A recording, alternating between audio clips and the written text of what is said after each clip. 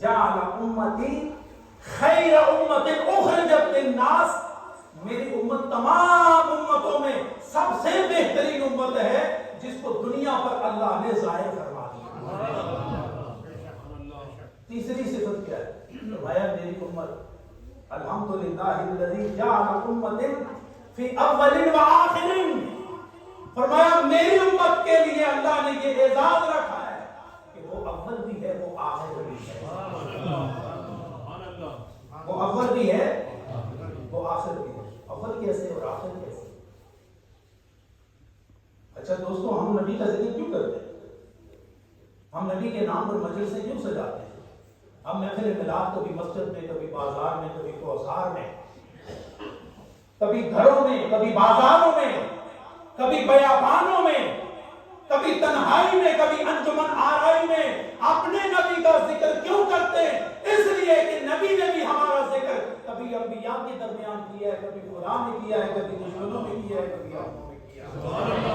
ہم بھی اپنے نبی کا ذکر ہر جگہ کرتے ہیں، اسی طرح ہم بھی ذکر کرتے ہیں مصطفیٰ نے کیا ہے۔ تو اپنی امت کے لیے فرمایا کہ اللہ نے اسے اول بھی بنایا ہے اور اسے آخر بھی بنایا۔ تو اول کیسے، آخر کیسے؟ حضور خود فرماتے ہیں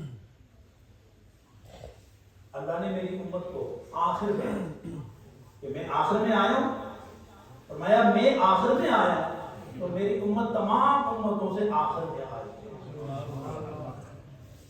تو اول کیسے؟ میں جب جنت کا دروازہ میں کھولوں گا نا،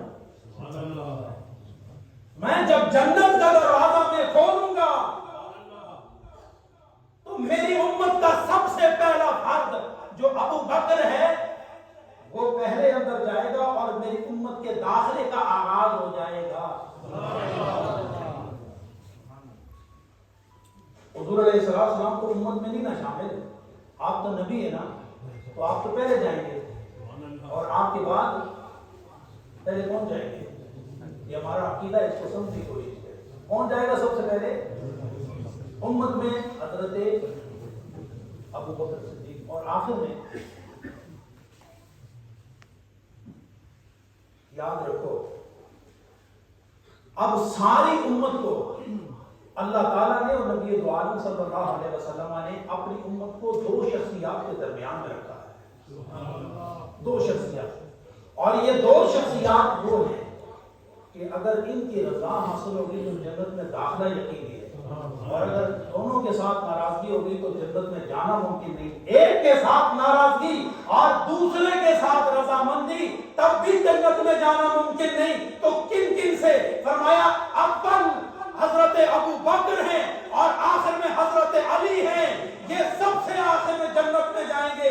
ان کی ڈیوٹی میرے نبی نے یہ لگائی ہے امت کے حوالے سے کہ آپ امت کو تلاش کر کر کے لا لا کے جنت میں داخل کر دینا۔ جب آپ آخر میں جائیں گے تو یہ اس بات کا ثبوت ہوگا کہ محمد عربی کی ساری امت جنت میں جا چکی ہے۔